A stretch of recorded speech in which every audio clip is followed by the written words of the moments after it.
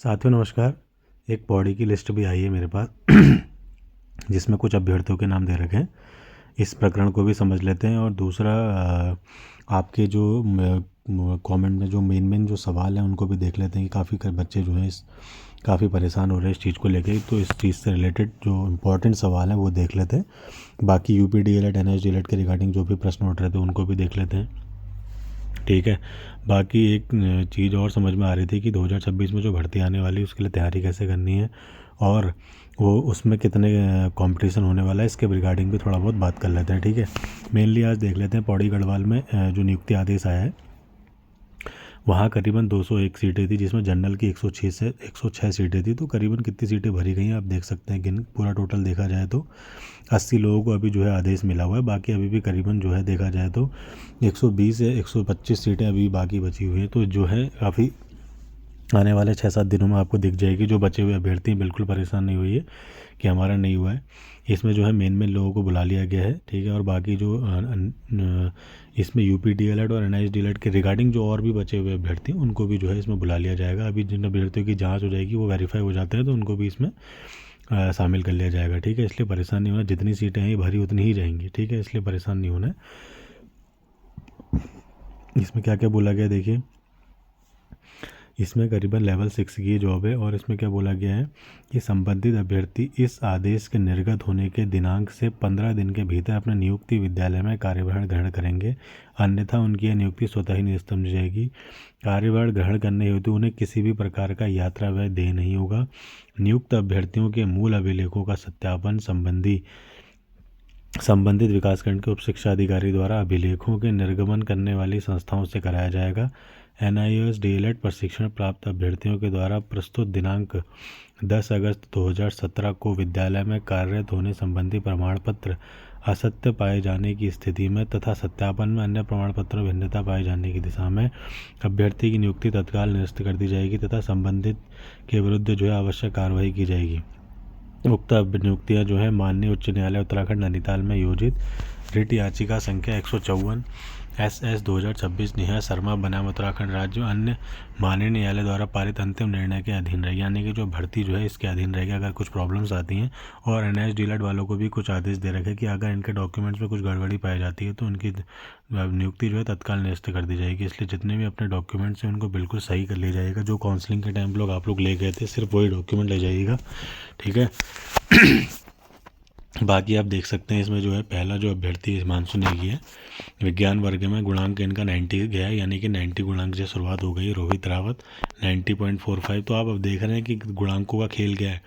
जितने अधिक गुणांक उतने सिलेक्शन जो है आपका उतना आप सरकारी नौकरी के ज़्यादा नज़दीक होंगे, जितना अच्छा आपका गुणांक होगा।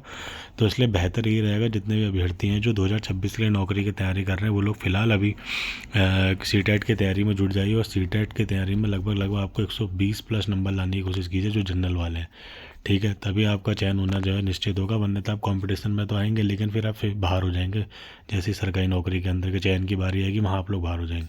इसलिए सीटेट ही अपना अभी फ़िलहाल गोल रखिए अगर आपको नौकरी पानी है। और आने वाले 1 साल के अंदर अंदर आपको भर्ती देखने को मिल जाएगी। तो अपनी तैयारी को और जो है मजबूत कीजिए उसको कैसे भी करके।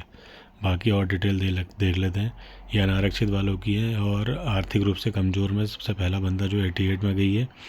और शिवानी सैनी अनारक्षित। अन्य पिछड़ा वर्ग ओबीसी वालों में 88.3। आप देख रहे हैं कट ऑफ कितनी हाई रही है। सब कैटेगरी वाइज भी देख रहे होंगे वहाँ भी सबसे हाईएस्ट गई है कट ऑफ। तो करीबन इस प्रकार की कट ऑफ रही है, ठीक है। इनको स्कूल भी मिल गए तो इस प्रकार इनको स्कूल मिल गए और इनको क्या क्या ले जाना है उसकी सारी डिटेल आपको दे दी गई है। देखिए संबंधित उप शिक्षा अधिकारी जनपद बॉडी को इस आशय प्रेषित की संबंधित नियुक्ति अध्यापिका समस्त शैक्षिक प्रशिक्षण अन्य प्रमाण तो भली भांति प्रशिक्षण कर लें तथा शपथ पत्र ले जाना होगा। स्थायी निवास पत्र प्रस्तुत किया गया है। ये सारी चीज़ें आपकी देखी जाएंगी वहाँ पर काउंसलिंग में जब आप वो जाएंगे, ठीक है। अपने डॉक्यूमेंट जो है जितनी प्रकार के हैं सब लोग ले जाने पड़ेंगे आपको। संबंधित विद्यालय के प्रधानाध्यापक को इस आशय के साथ कि कार्यभार घेरने की सूचना अविलंब उप शिक्षा अधिकारी माध्यम से इस कार्यालय को उपलब्ध कराएं, ठीक है।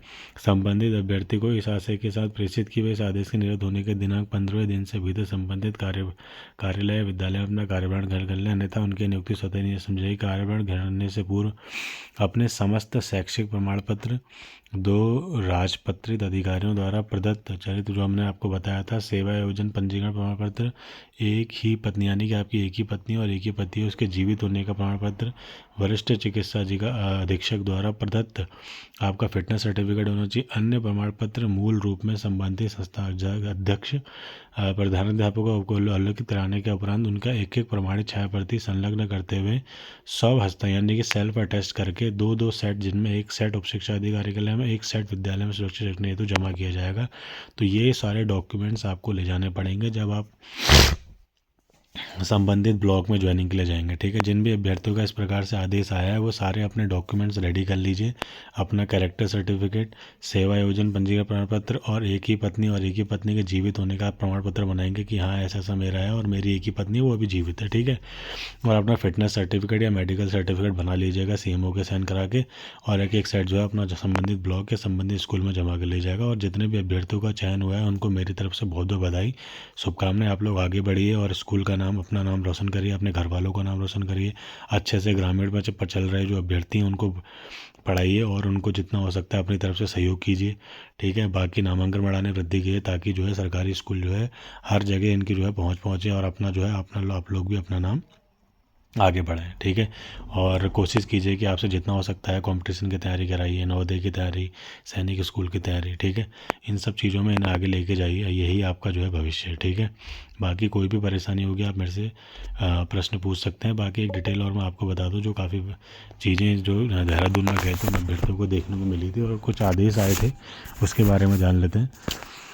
इसमें क्या बोला गया है कि सरकार किसी को युवाओं के भविष्य से खिलवाड़ नहीं करने देगी। यह कहना है कि मुख्यमंत्री पुष्कर सिंह धामी जी का। मुख्यमंत्री ने यह बात यहाँ दून मेडिकल कॉलेज में आयोजित नियुक्ति पत्र वितरण के समारोह में प्राथमिक के 1035 चयनित शिक्षकों को नियुक्ति पत्र देते हुए यह बात कही थी। उनका ये कहना था कि जितने भी अभ्यर्थी ऐसे हैं जो सोच रहे हैं कि उनके साथ गलत हुआ है, तो किसी के साथ गलत नहीं होगा, ऐसा उनको इनके द्वारा बोला गया है कि। और कहीं ना कहीं जो है इस टाइम पे सरकारी नौकरियों को मिलने का जो आंकड़ा है काफ़ी बड़ा है, कहीं ना कहीं सरकारी नौकरी में मिलने के जो बढ़ोतरी में इजाफा भी हुआ है। ठीक है, इन 4.5 वर्षों में जितनी नौकरियां युवाओं को मिली है वह राज्य गठन के बाद और पूर्ववर्ती सरकारों के समय से 2 गुने से अधिक है।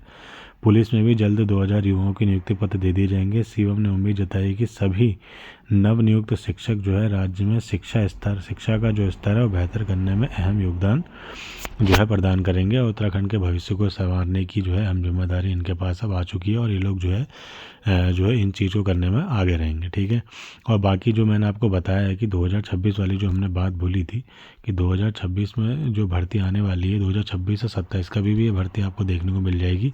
तो आपके पास जो है अभी एक मौका और है सीटेट और यूटेट देने का। आप लोग जितना हो सकता है इस तैयारी में जुट जाइए और अपना जो है कंपटीशन को जो है फेस कीजिए, क्योंकि कंपटीशन को फेस करना बहुत ज़रूरी है। आप लोग जिस चीज़ से अगर डरते रहेंगे तो कहीं ना कहीं आप जो है इनकी रेस से पीछे हो जाएंगे। क्योंकि देखो ऐसा है कि आपको जो है प्रीवियस ईयर क्वेश्चंस जो है बहुत लगाने पड़ेंगे, तभी आपका जो है इसमें सीटेट में नंबर आप जो है ज़्यादा गेन कर पाएंगे। PYQ लगाइए जितना हो सकता है और एक एक जो पेडागोजी की जो बुक्स हैं, ठीक है, उनको पढ़ना शुरू कर दीजिए। ठीक है, इनको पढ़िए, रीजनिंग लगाइए, मैथ लगाइए, GS के क्वेश्चन पढ़ना शुरू किया, आपका जो है स्कोर बढ़ेगा। पुराने रिपीटेटिव क्वेश्चन जो हैं वो तो हमेशा आपको देखने को मिलेंगे। आपका उससे क्या होगा, थोड़ा एक थीम जनरेट हो जाएगी, मुझे क्वेश्चन किस प्रकार सॉल्व करना है। ठीक है, और अपना जो है आने वाली भर्ती में थोड़ा जो है आपको जो है बहुत फ़ायदा हो जाएगा इस चीज़ को लेकर। बाकी कुछ जो सवाल मैंने आपसे बोले थे कि मैं आपको इस भर्ती के रिगार्डिंग जो काफ़ी परेशान हो रहे थे अभ्यर्थी, उन उसके सवालों को देख लेते हैं क्या क्या पूछे गए हैं अभ्यर्थी द्वारा। इसमें बोला गया है कि इसमें सब हर कोई अभ्यर्थियों को ज़्यादातर मैं देख रहा हूँ उनका कहना ये है कि इस टाइम में जो चयन में एक एग्ज़ाम होना चाहिए उसके थ्रू ये चीज़ें होना चाहिए। ये मेरे हिसाब से भी सही चीज़ है। अगर आप देखिए कॉम्पिटिशन इतना बढ़ गया है कि समझ में नहीं आ रहा है कि क्या होना चाहिए, तो इस प्रकार से अगर ये लोग सुपर टेट रख लेते, सुपर टेट अगर ये लोग रखेंगे आने वाले टाइम से, तो काफ़ी चीज़ें देखने को मिल जाए। जो योग्य होगा सिर्फ उसे ही नौकरी मिलेगी। क्योंकि देखिए कंपटीशन में ऐसे अगर दोबारा से ये चीज़ें क्वेश्चन में आए तो कई चीज़ें ऐसी भी हो जाती हैं कि सुपर टेट से जो है बहुत चीज़ें सुधारने को मिल जाएंगी। आप ये देखेंगे जब कंपटीशन होगा ना, तो उसमें क्या होगा कि जो चयन करने जो योग्य जो होंगे वो सिर्फ वही आगे जा पाएंगे, बाकियों का जो है चयन में मुश्किल हो जाएगा। इसलिए सुपर टेट होना भी बहुत ज़रूरी है। ठीक है, और क्या बोला गया है कि कई लोग सवाल कर रहे हैं कि सर यूपी से शादी करके यूपी की महिलाओं का भी, हाँ यूपी से शादी करके यूपी की महिलाओं को भी जो है चयन हो चुका है इस वाली भर्ती में। ठीक है, सर जो बच्चे रह गए उनका क्या होगा, जिनकी मेरिट भी अच्छी है, ठीक है। देखा, जो बची हुई जो भर्तियां हैं, जो बची हुए जो पद हैं, सॉरी जो बचे हुए जो पद हैं, उसमें जो है आप लोगों का नाम देखने को हमें मिल सकता है, ठीक है, इसलिए परेशान नहीं होना है। और क्या बोला गया है, चमोली में जनरल आर्ट मेल के, देखो चमोली में जनरल, अभी देखो ऐसा कट ऑफ का कहीं ऐसा कहीं विभाग ने अभी इस चीज़ को जारी करा नहीं है, तो अभी हम किसी प्रकार से कह नहीं सकते कि वहाँ कट ऑफ क्या रही है, इसलिए बिल्कुल परेशान नहीं होना है। और क्या बोला गया है, यूपी वाले फीमेल जिनकी शादी यूपी में हुई है उनको मिलेगी नियुक्ति, हाँ मिलेगी, क्यों नहीं मिलेगी, ठीक है। अगला क्या बोला गया है, सर नेक्स्ट भर्ती आने का कोई चांस, हाँ नेक्स्ट भर्ती ज़रूर आएगी, इसलिए बिल्कुल परेशान नहीं होना है। सर पौड़ी में क्या 2 काउंसलिंग हो सकती है, अगर वहाँ पद बचे तो काउंसलिंग 2 हो सकती हैं, ठीक है। और क्या बोला गया देख लेते हैं सवाल मेन वेटिंग आएगी, हाँ चांसेस हैं, अगर पद बचे तो चांसेस होंगे आने के, ठीक है। और क्या बोला गया है,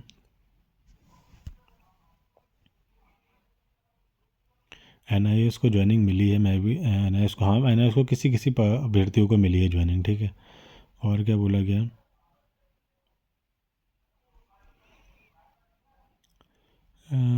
देखिए कोर्ट केस वाली जो बात जो लोग कह रहे हैं कि कोर्ट केस करके अब कोई फ़ायदा नहीं है यार, देखिए जितना अभ्यर्थियों को नियुक्ति मिलनी थी मिल चुकी है, बाकी बचे हुए पद में भी नियुक्ति मिल जाएगी। इस भर्ती को आप लोग ख़राब मत कीजिए ना, परेशान कीजिए, देखो जिनका होना था चयन हो चुका। जहाँ पर किसी चीज़ को लेकर अगर आपको लगता है कि आपके साथ खिलवाड़ हुआ है, या आपसे ऊपर वाले का चयन हो गया, आपसे नीचे वाले का चयन हो गया है, तो आप तब जा सकते हैं, वो आपका हक भी है। लेकिन इस चीज़ को लेकर, किसी भी चीज़ को लेकर आप, हर चीज़ को लेकर आप कोर्ट केस करते रहेंगे तो आपके लिए चीज़ें ख़राब होंगी, भर्तियों में होने में और डिले हो जाएगा, ठीक है। इसलिए आने वाली भर्ती की तैयारी कीजिए, मेरे हिसाब से तो पॉजिटिविटी की ओर आगे बढ़ना चाहिए।